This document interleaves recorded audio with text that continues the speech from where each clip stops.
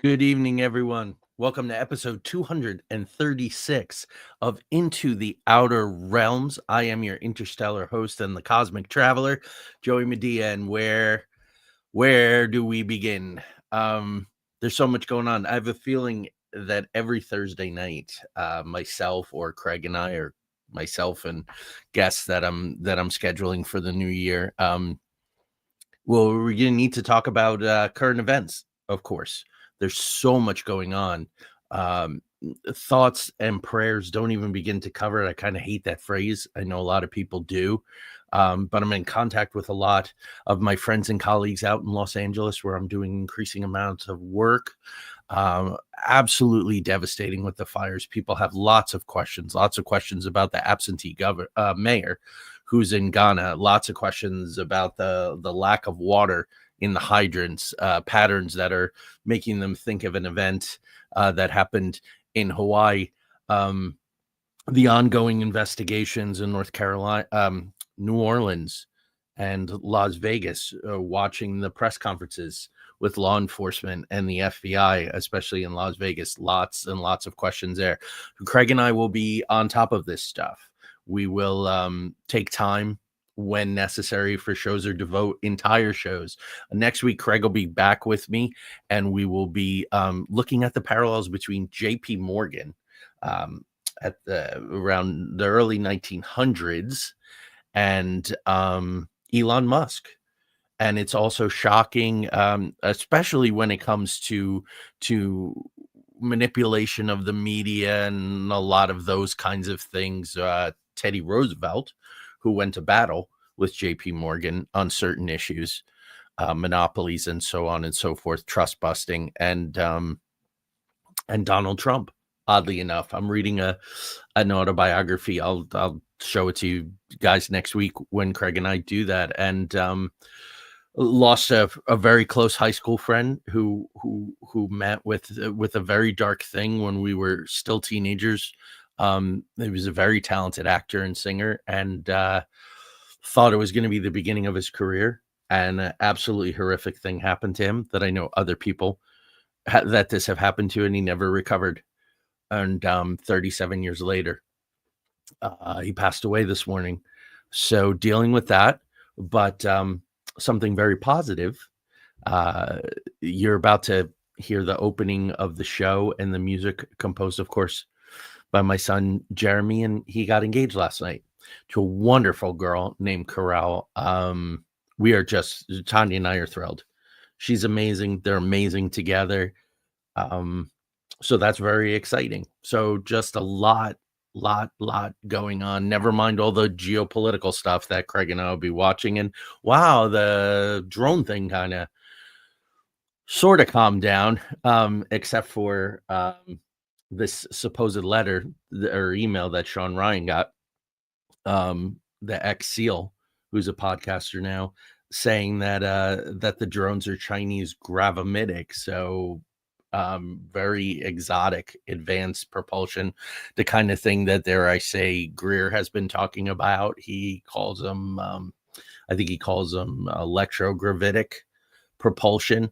But anyway, I'm going to roll the opening. We're going to come back, and we're going to talk about the Road to Disclosure Part 3, especially the House Oversight and Accountability Committee subcommittee on national security hearing, which was July 26th of 2023. And I'm going to take you through October of 2024. And in 2 weeks, when I do Part 4, I'll be talking about the hearings that just took place this November, talking about everything I know about the drones up until that point and what might be going on. Greer is saying there's a huge announcement coming. We'll see. He makes those kind of proclamations all the time. So welcome to the show, to my friends in California. If you're watching, I can't imagine that you are, but if you are, I hope you're someplace safe. Okay, everyone, welcome.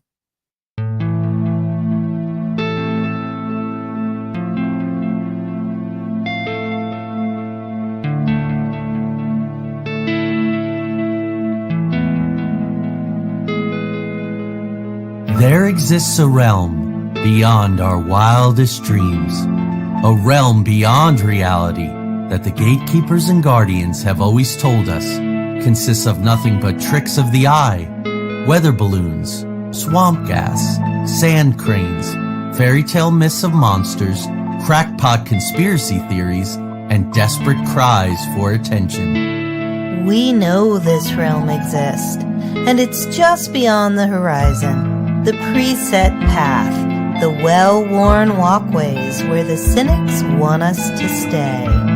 Instead, give this a listen. Put on your headphones, adjust your volume, close your eyes, and fasten your mental seatbelts, because the twilight-tinged turnoff from reality's alluring highway is looming just ahead. We're about to leave the plane of the easily explained, the couldn't possibly be's, and the no way I just saw what I saw's, for the spaces and places where everything is possible, and if you stay long enough, even probable.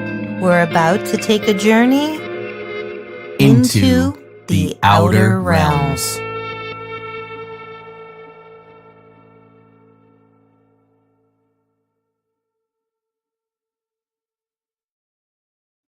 All right, I'm back and I'm going to dive right in. I'm getting some low internet issues, so hopefully you're all seeing everything okay. I can't keep up with it anymore. I rebooted the server right before we came on, then I had to reboot the computer and reboot the router, and so I'm going to dive right in because this is important in this entire, because it's a serious thing that's happening. Talking about this, even if it is just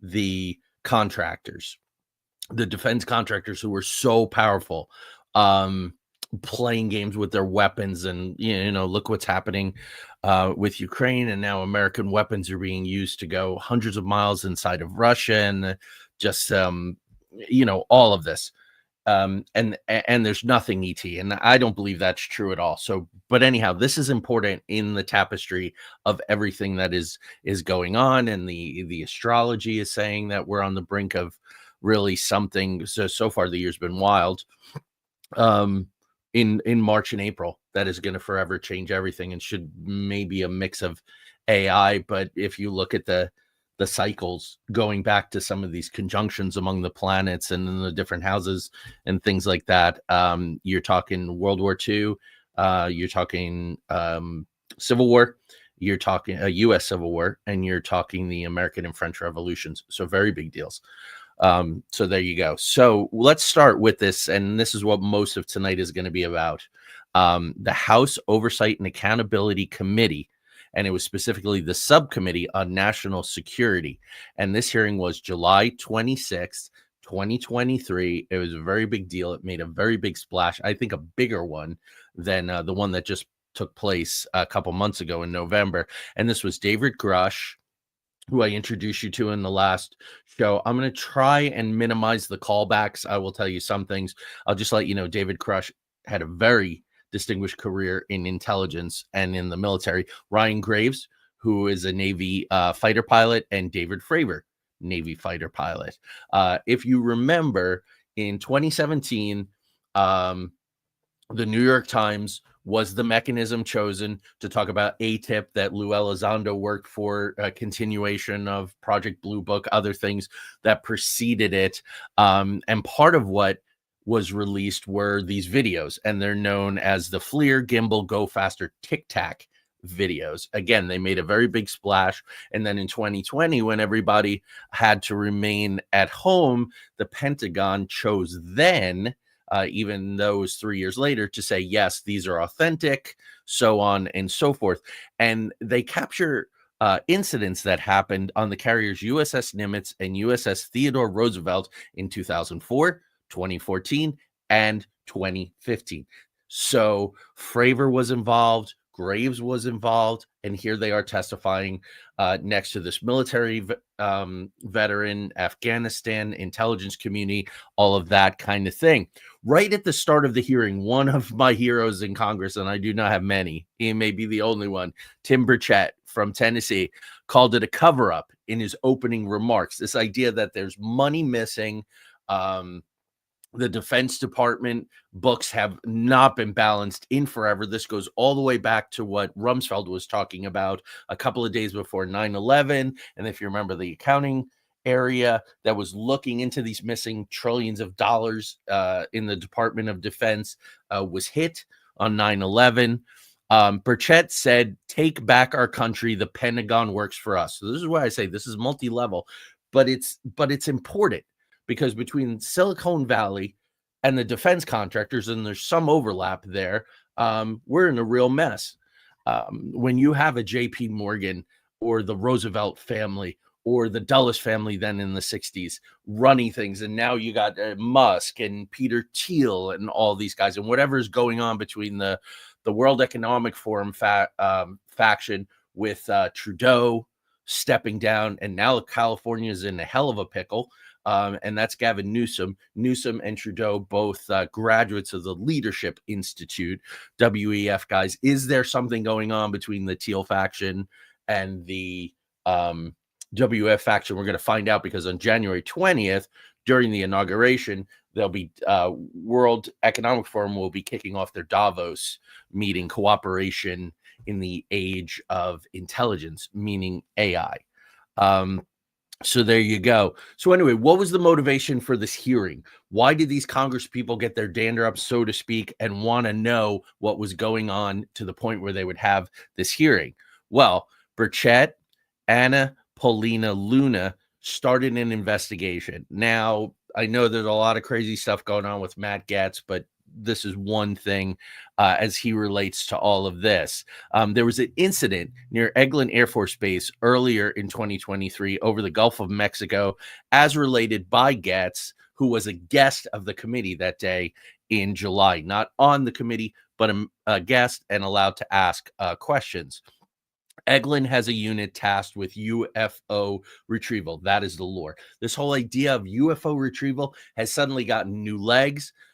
Because even though there's denial, which I'm going to talk about tonight, there is also the Immaculate Constellation document that says, yes, there is a database. It's called Immaculate Constellation, and it's about UFO retrievals. So that whole thing has kind of stepped up since last July. Now, Gaetz received a protected disclosure of a UAP incident. Had enough of high enough clearance that he's told details about this. He was compelled by the evidence. He claims to have seen radar imagery that no other congressperson has. So he, Burchett, and Luna go down to Eglin. Now, this is in Gaetz's home state of Florida, and they talk to the flight crew. After initially being denied access, they do see an image, and they talk to one flight crew person. So for Congress people who are on the subcommittee of national security to not have access to the supposed incident, to interview people, you know, they got to interview one person, they had pretty much had it. So what they found out was that the flight crew witnessed 4 craft that were in a diamond formation. This kind of thing is cataloged in the Immaculate Constellation document that was released in November. I'll talk about the circumstances of that towards the end of our time together tonight. And this craft, these 4 craft in diamond formation, caused their FLIR and radar to malfunction. So there's that FLIR again, very sophisticated tracking for military planes.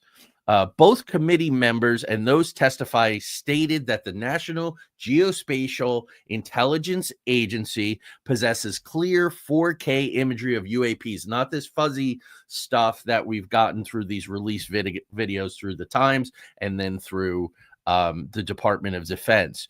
Christopher Mellon, ex-defense high up there, Assistant Secretary of Defense, I believe, has confirmed that these things do exist.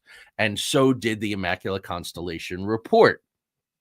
Now, Grusch, when he was testifying, he said that Sean Kirkpatrick's statement that the All-Domain Anomaly Resolution Office, AARO, the last one in a long line, there was one that lasted not very long at all between ATIP and AARO.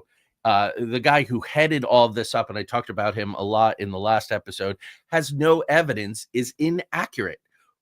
when Kirkpatrick says that AARO has no evidence, he is lying, and we'll see why he's lying from different sources as we go here. So Grusch was asked in the course of these hearings if he's ever seen an extra biological entity, an EBE, extraterrestrial biological entity. He says no.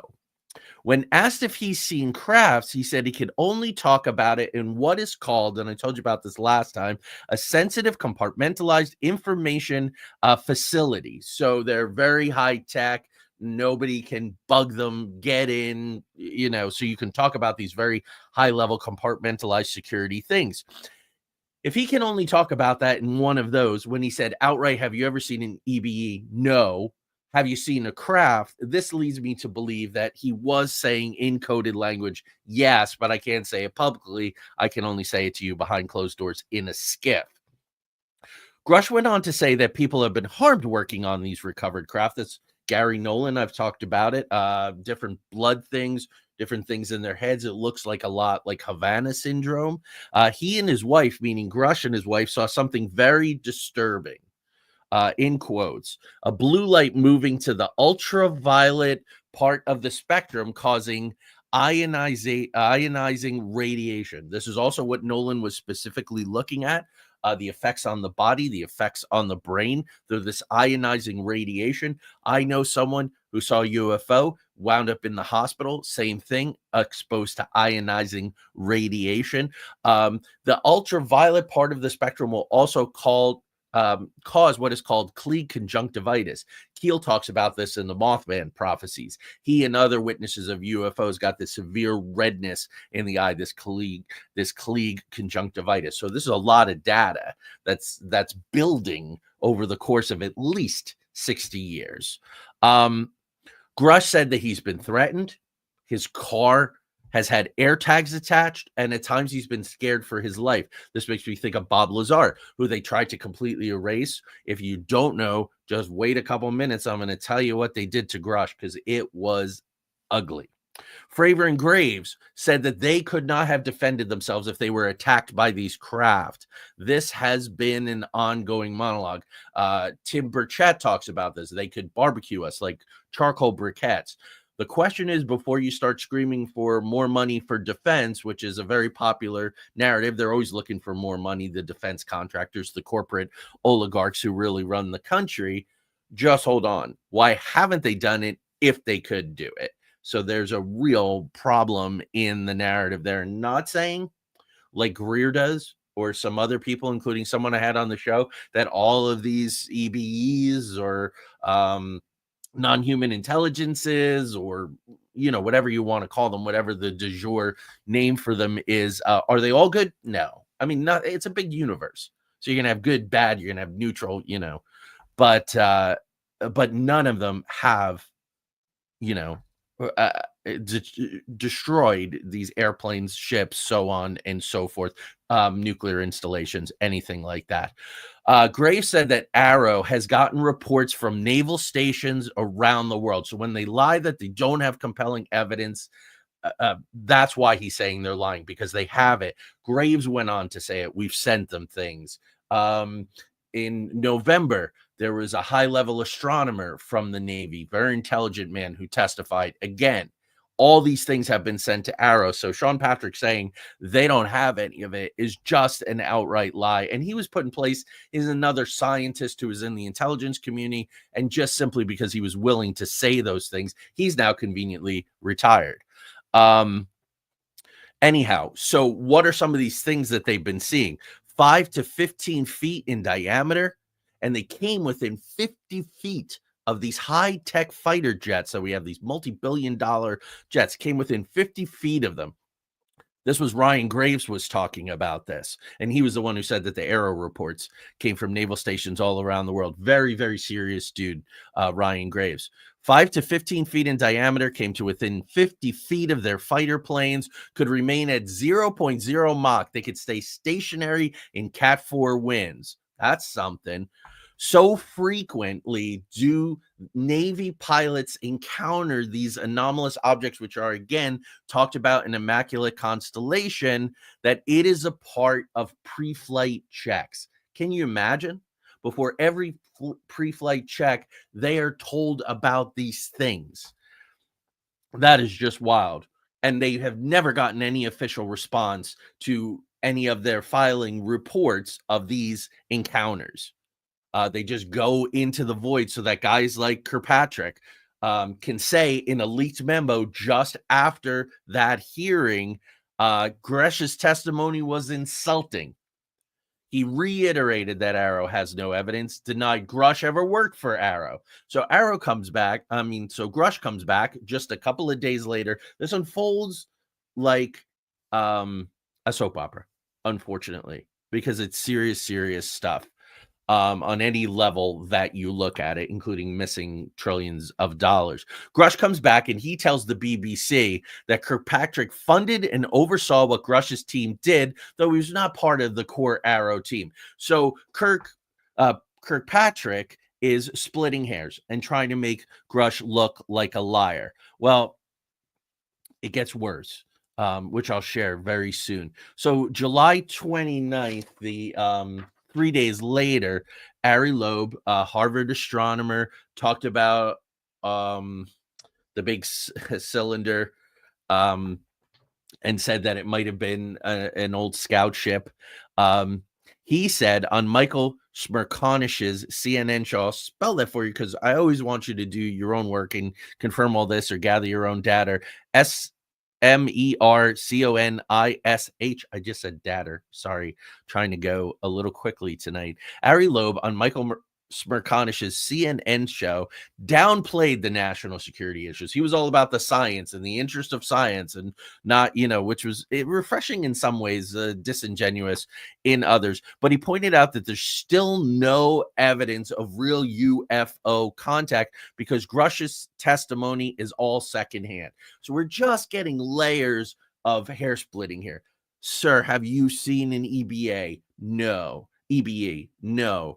Have you seen a craft? Oh, I can always only talk to you about that in a skiff. Oh, well, Grusch never worked for AARO. Oh, no, but he did work for a team that was funded by AARO. And then we have this. Oh, no, it's all secondhand information. But my understanding is plenty of firsthand people have been in these skiffs. It's the whole whistleblower thing, and they're being hung out to dry. And I'll get to that as well. I say that it's only partially true based on Grusch's answers, because he seemed to be saying firsthand, if I can only talk about this in the skiff, whether I have seen a craft, that is firsthand information that's on record. And certainly Fravor, certainly Graves, firsthand information, no question at all. So which side is Ari Loeb on? Because he was the one who said, oh, the NASA team report is going to be all BS and a whitewash like the Condon report, like Project Blue Book. And sure enough, that did happen. So he seems to be floating because he wants to keep his job in academia. So August 9th, we skip ahead a little on News Nation. The Intercept intended to publish an article highlighting previous struggles Grusch had with PTSD, grief, and depression from 2014 to 2018. So now he's pissed off people to the point that they're going to character assassinate him. They're going to take their public life, this highly decorated, highly accomplished man who's come forward with these things, and they're going to try to destroy him. The guy is named Ken Klippenstein, Klippen Stein, Stein. This was the journalist who broke this story, who claimed that he obtained police records through Virginia's Freedom of Information Act. The police department denied releasing them, but he had the report, so he got them from somewhere. The next day, Klippenstein goes on the Hill. He says that the original info about Grusch's mental health and domestic issues came to him from sources in the Pentagon. And then he said elsewhere that they came from the intelligence community. So this was a message to other whistleblowers. If you do this kind of thing, we will destroy you. We will break the rules and we will destroy you. Okay. And then meanwhile, there's the Schumer amendment in Congress to try to protect whistleblowers from exactly this kind of thing. I'll let you know how that turned out. So journalists were divided. about whether this was kosher or not, whether this was legitimate to do this. The consensus was he's clearly doing his job, but what is the value of this other than a smear job? So because this guy has PTSD, and I know plenty of people from the military, some very close to me who have PTSD, doesn't make them liars, doesn't mean that they make stuff up. That is very ridiculous. And if he suffered from depression and anxiety, probably attached to his PTSD, the man is a war hero, not to be destroyed by these things. But then more information starts coming out about what was going on. But then we find out that Klippenstein in 2021 was doxing people, outing their personal information obtained through FOIA and whatever, to attempt to discredit people whose opinions he disagrees with. So again, anybody who's willing to do the ugly work is going to get an opportunity. So Klippenstein has a reputation for doing this kind of thing, doesn't seem to have a conscience about it. So he's the guy who gets the call and gets fed the information. And of course, he runs with it. Did the intelligence community leak Grusch's medical records to discredit him? That is a really big effing deal, don't you think? The two incidences with his ex-wife and his wife are similar. When you read these reports, they say while he was intoxicated, Grusch made suicidal statements after being told that he was an alcoholic. The reports mentioned guns, his physical strength, and possible violence. This is extremely, extremely personal stuff. I'm only bringing up to show you that the depths that they go through, because it's out there. It's been out there. It's been out there for 18 months. So August 10th, Russ Coulthart, who originally broke the story on News Nation with David Grusch, told Chris Cuomo on News Nation that the FOIA request should have protected non-criminal related medical records. So there was something dreadfully wrong here. And again, they used a character assassin who had no qualms about doing it, this Klippenstein guy. So keep Klippenstein, not Klippenstein, Klippenstein. So keep an eye out for anything this guy does and take it with a huge grain of salt. Now, anonymous witnesses have come forward, and look why.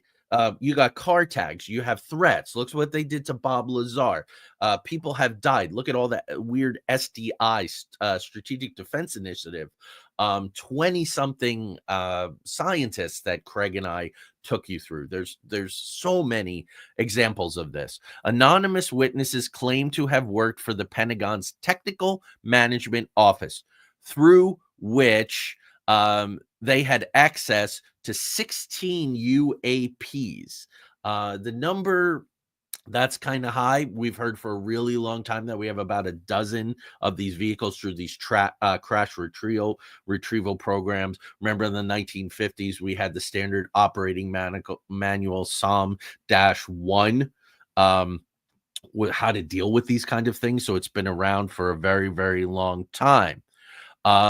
This anonymous witness, one in particular, also was talking about electromagnetic technology, which we know we have, that is delivered through an antenna, which can cloak an Abrams tank. If you've ever read any of the science on this, it is plausible manipulating electromagnetic fields in order to create an invisibility, as it were, for radar.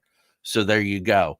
The tech supposedly came in order to cloak this Abrams tank. The tech came from a boomerang-shaped UAP that crashed near Fort Sill in Lawton, Oklahoma, where I've been several times. And that happened in 2003, supposedly. Another anonymous witness was part of a retrieval team that got a 39-inch EBE taken from a craft.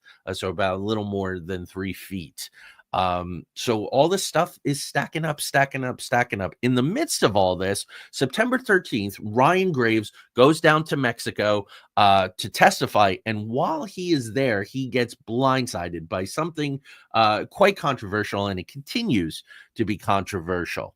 The Mexican Congress are presented with two supposedly 1,000-year-old mummies that sort of let's call him the Stephen Greer of Mexico. I think that works. Jose Jaime Maussan, or usually goes by Jamie Maussan, claims are ETs discovered in a cave in Peru in 2017. This originally broke on Gaia Network, which I am highly, highly skeptical of for many, many reasons. Graves spoke at the hearing and immediately distanced himself from this unveiling, calling a huge step backward for the issue. So if the idea is to build momentum of credibility with Fravor coming forward, with Graves coming forward, other people have come forward through Stephen Greer and other mechanisms. I've watched these guys testify at big conferences, live streamed conferences.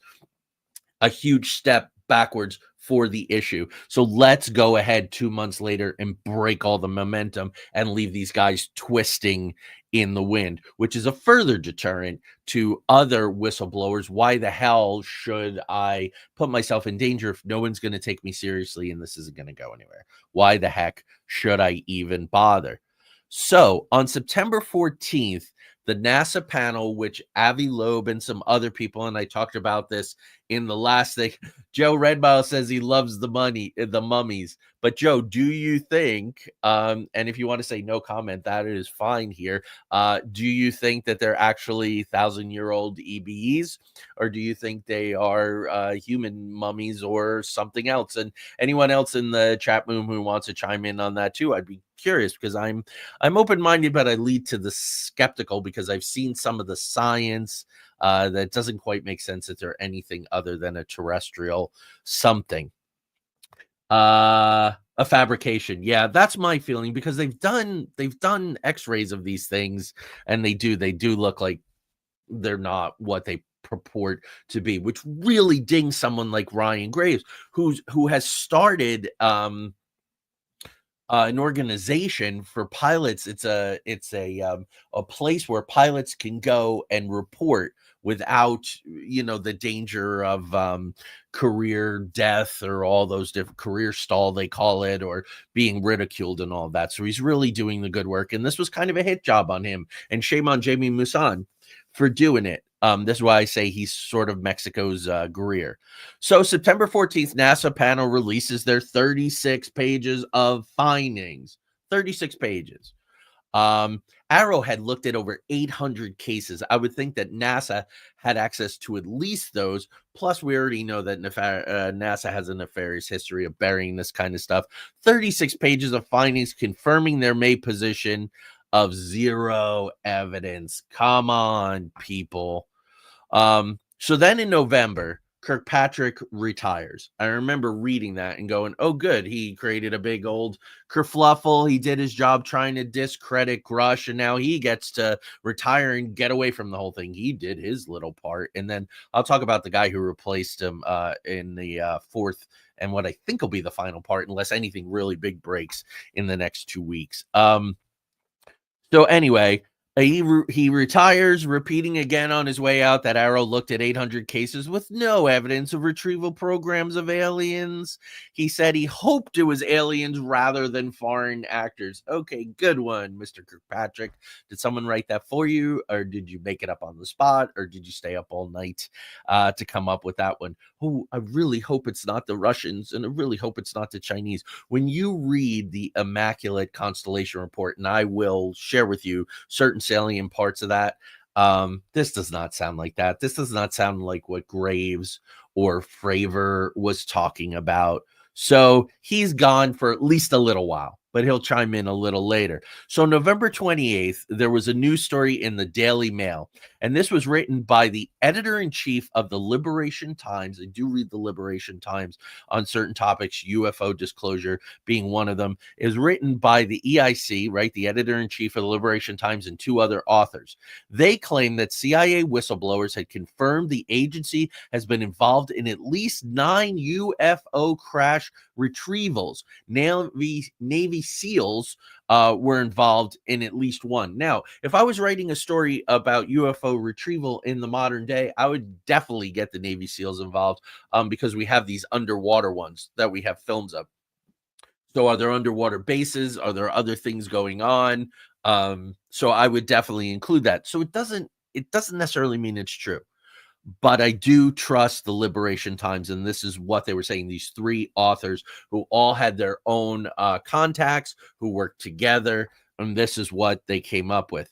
They went on to say that the main division at the CIA responsible is the Office of Global Access, and this is beneath the Office of Science and Technology.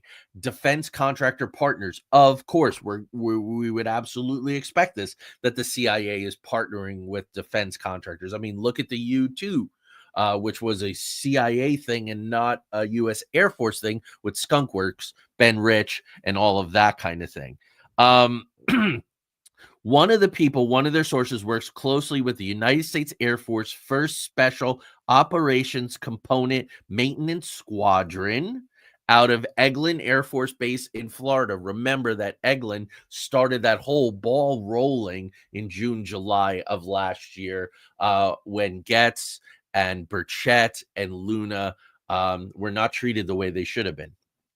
And I guess they were expected to be turned away and just crawl away with their tails between their legs, and they did not do that. So the CIA, through these reports, and I write about this in my fiction, I think it's legitimate, and I think it goes all the way back to the Greada Treaty, 1954, with Eisenhower and other people as well. CIA is interested in hybridization. Why wouldn't they be? They dosed people with LSD without their knowledge. They submitted them to all kinds of psychological experiments, psychological driving. Why wouldn't they be interested in hybridization? It makes sense to me. It is rumored that the Roswell EBA had DNA very similar to humans, which is interesting. It plays in with a lot of different theories about where these things are coming from. Parallel dimensions from the future. Are they time travelers, or is it? I'm reading an interesting book. I think I'm going to have the man on sometime in the next several months to talk about it. But it's a book that starts basically 3.18 billion years ago and takes us through the generation of life. And his position is DNA is so unique. All of the elements that go into DNA, RNA, mRNA, our cells, molecules, and so on and so forth, upwards and upwards. He, of course, would talk about this much, much more articulately than I can. There would be similarities. We would expect this. So that's an interesting detail. Now, in November of 2023, through this, wave of whistleblowers, undeterred, was a man named John Ramirez, who worked for the CIA. He worked for the CIA for a very long time, from 1984 to 2009, and he was even given the Central Intelligence Medal.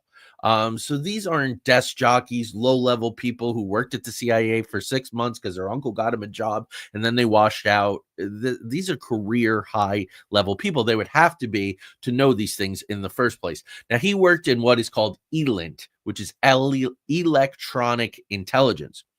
Now, while they were doing their thing in the 1980s, they picked up on their electronic intelligence devices orbs, using infrared sensors on their satellites. They eliminated the possibility that they were Russian MiGs. This is kind of cool because he unfolds the process. First thing they do, eliminate the possibility that they're Russian MiGs. Then they get a confirmation by the National Geospatial Intelligence Agency after they check all their software. So they're monitoring the satellites. Electronic intelligence is using all these satellites.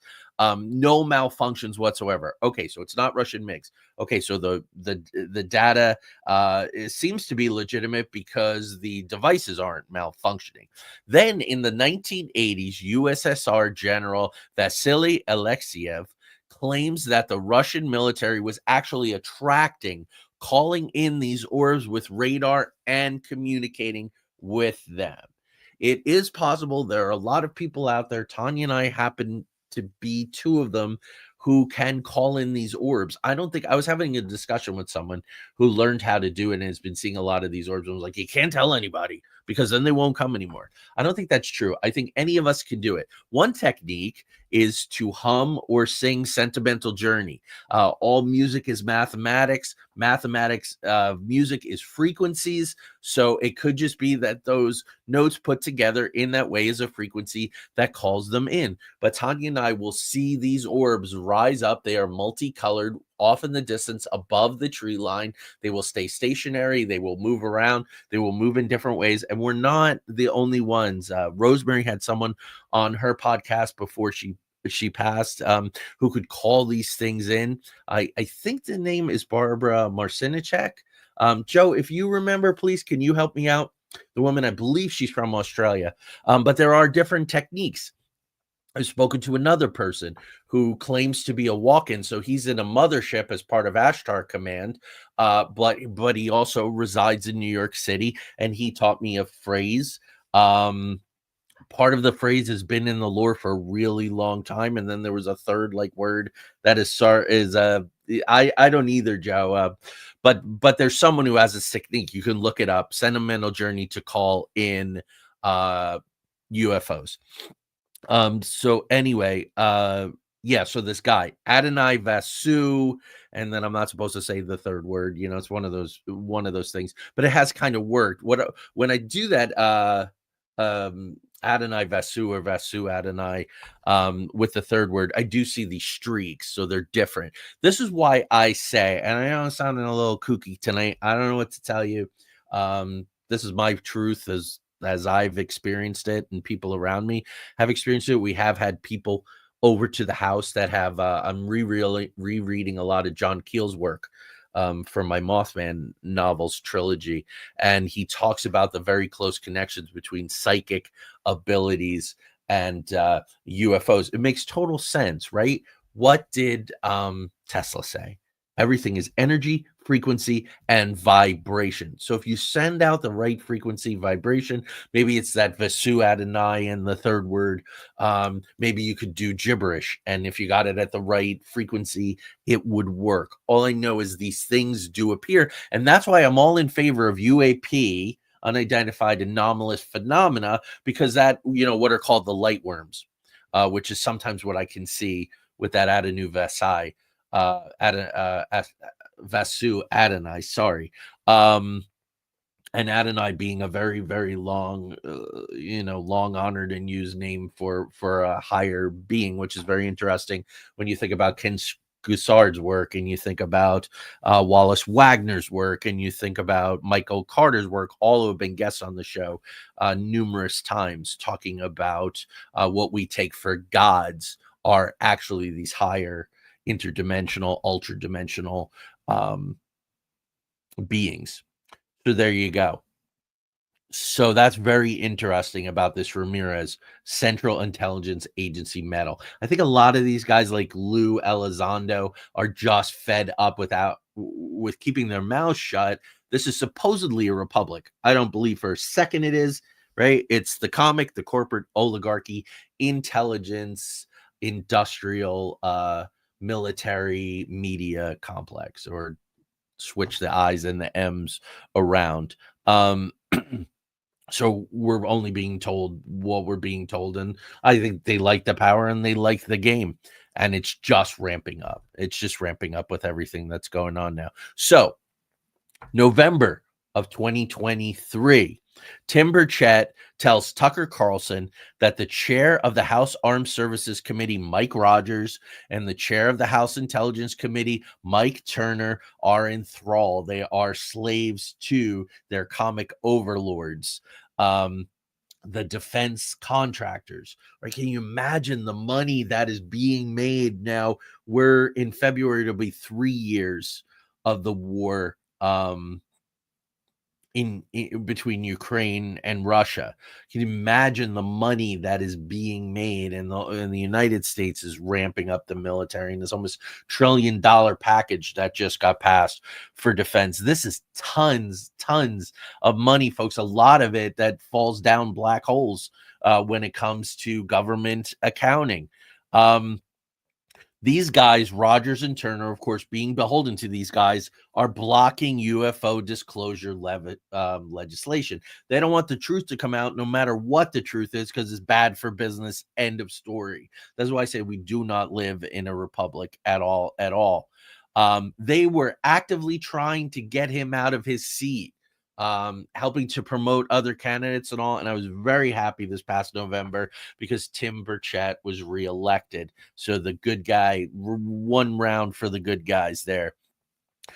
Jim Himes is another one. He's a ranking minority member of the House Permanent Select Committee on Intelligence, another very, very powerful committee. He dismisses claims of U.S. government possessing exotic ET tech. These guys will take these positions and then they'll go to the front and they'll lie through their teeth. What happened in December after all these whistleblowers hanging themselves out there, after what happened to Grusch, defeat of the Schumer amendment with protection for whistleblowers. They certainly don't want more people coming forward. And maybe if I was in their position, I wouldn't either. So let's move into 2024 here. It was a fairly quiet. It was a fairly quiet year, but some stuff did go on. January 19th, 2024, Sharon Kirkpatrick, the retired head of AARO, writes an article for Scientific American. I find this fascinating here. He says that there's no evidence of aliens at AARO. So that's his talking point, and he ain't moving from it, because now he's so deep in the lie, and he's moved to discredit people that he has no other choice except maybe on his deathbed, whenever that is. So he says, here's 3 reasons why this whole UFO UAP thing is all a lie. Reason number 1, no record of presidents or other high-level people being briefed on aliens. That is BS. We have reports of Jimmy Carter. We have reports of Bill Clinton. So that's a lie. We know that Kennedy was read in. We know that Eisenhower was read in. Nixon was clearly read in. So that's a lie. So his number 1 thing, that's a lie. 2, ATIP was always tied to Bigelow, and he and Harry Reid from Nevada, who were, behind To the Stars Academy, the Tom DeLonge Project, Lou Elizondo, Chris Mellon, and all that kind of stuff after the ATIP outing, was a waste of taxpayer money trying to get info that didn't exist. It was a waste of taxpayer money because Bigelow doesn't like to share, even though he's given tons of taxpayer money. Same thing as Musk with SpaceX. I don't go for this kind of stuff. If you're private, then you're private and you shouldn't get public money. That's my position on that. I'm lukewarm on NASA, and I have been, since for a very, very long time. But anyway, ATIP has always been tied to Bigelow. He and Harry Reid wasted taxpayer money trying to get info that didn't exist. Trying to get info that there was no way in hell anybody was going to give them. That's the truth of that statement. So here's the only one that I agree with of the 3.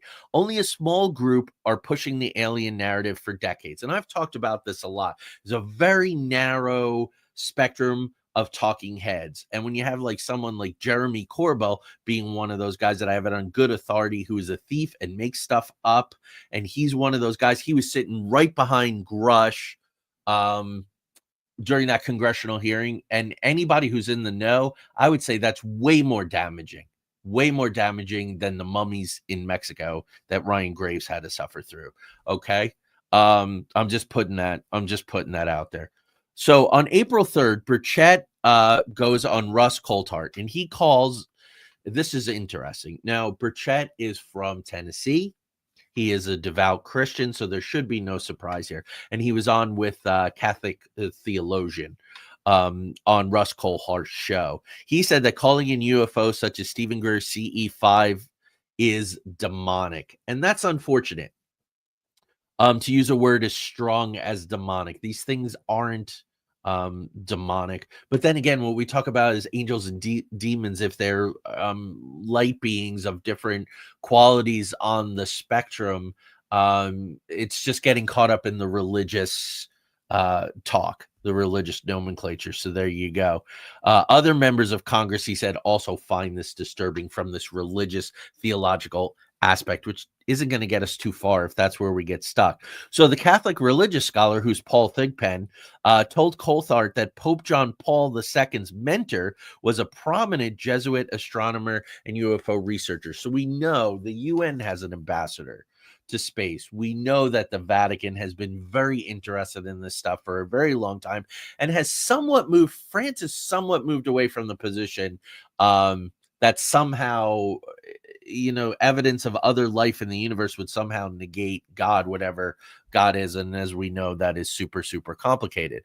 So in mid-April, after a classified SCIF hearing, Burchett told News Nation that compartmentalization and arrogance are making the hearings pointless.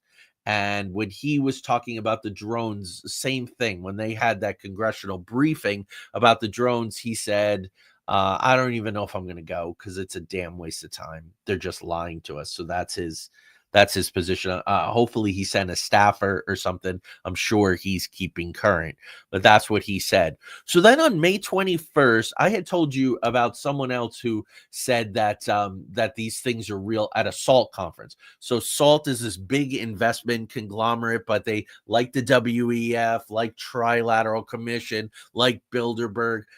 They're powerful people with a lot of money, and they get together and they hold these conferences because they all have agendas. It's different than the think tanks, but it works in the same way. It's just a different expression through different mechanisms, basically, is what it is. And that was, for those of you who missed it, Craig and I did what I think is a pretty darn good show on think tanks and why they're important to American political policy.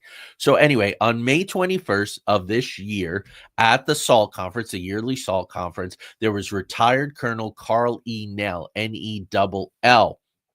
Here are some of Nell's credentials. He worked for Bell Labs. He worked for Northrop Grumman. He worked for Lockheed Martin. So all the big defense contractors, or most of them, Raytheon isn't there.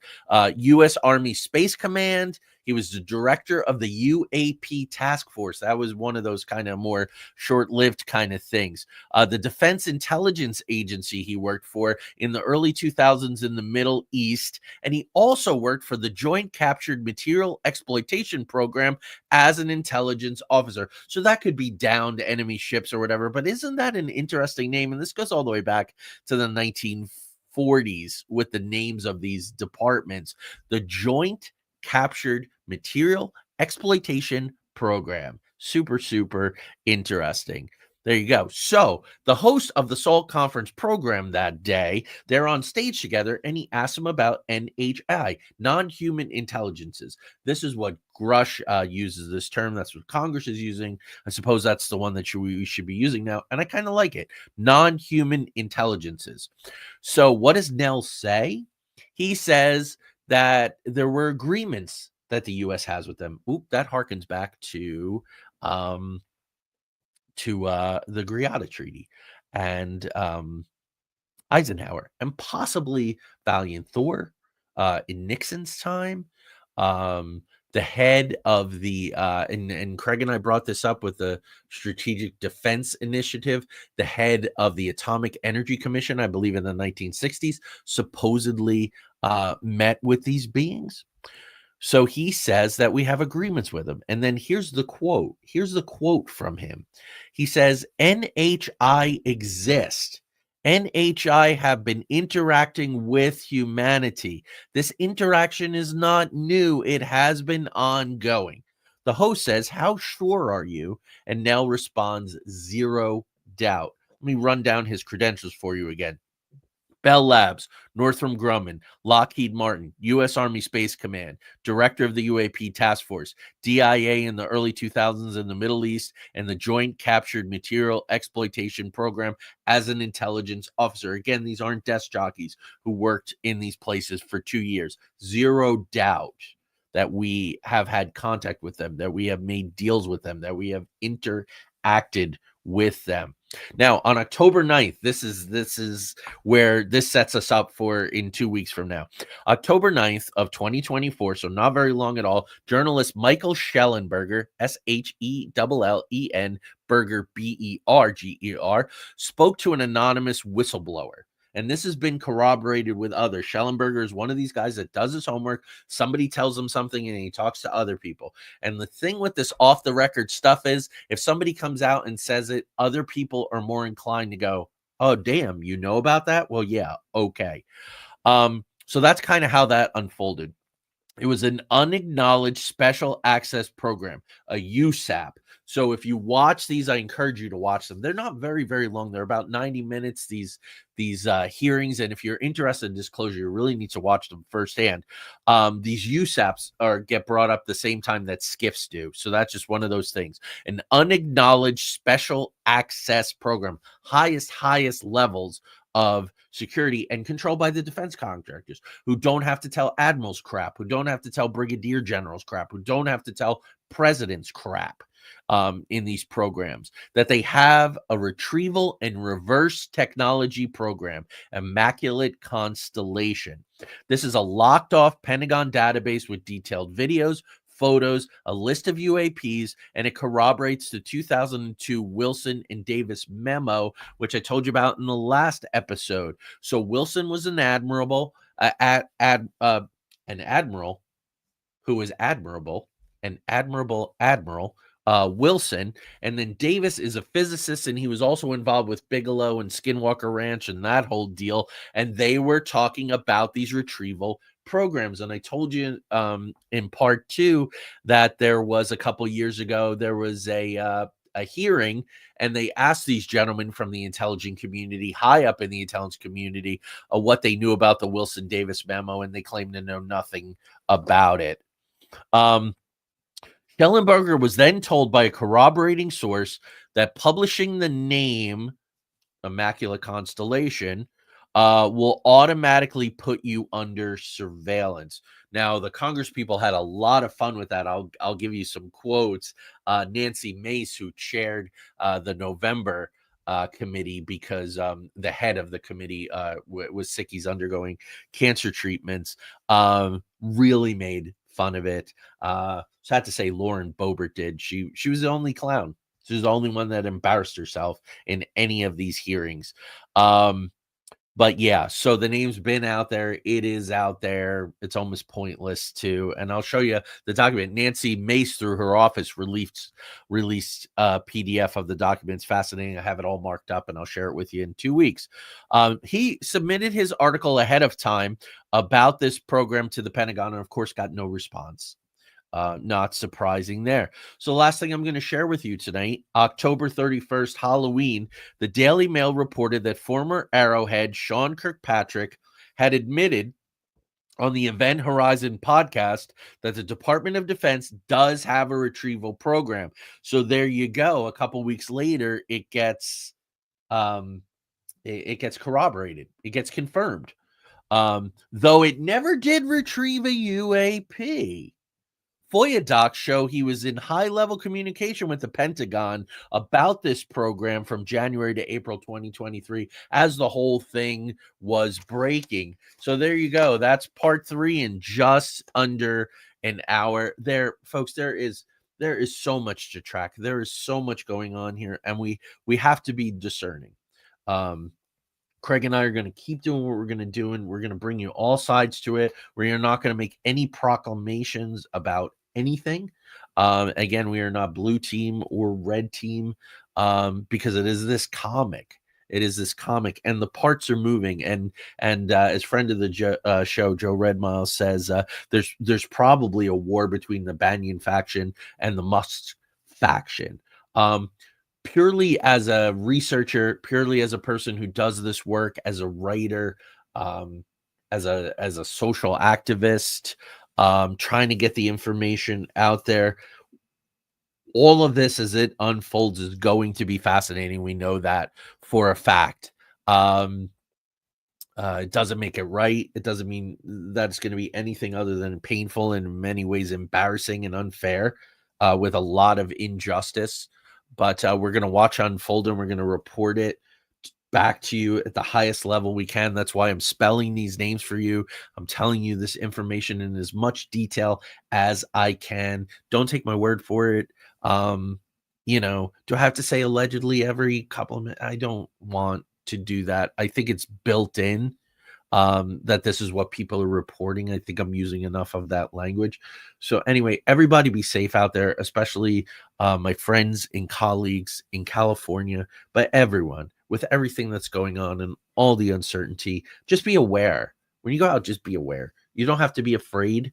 You don't have to not go out, but just remain aware. Situational awareness, they call it. Use your senses, use your factor X, as Colin Wilson, dust that off. Use your intuition. If you have a funny feeling about maybe I shouldn't go in there, maybe don't go in there. Maybe go someplace else. So anyway, that's that. Thank you so much. And I'll see you next week when Craig and I will be back with the parallels between JP Morgan and Elon Musk. We'll see if that one passes the censors. Peace, everyone.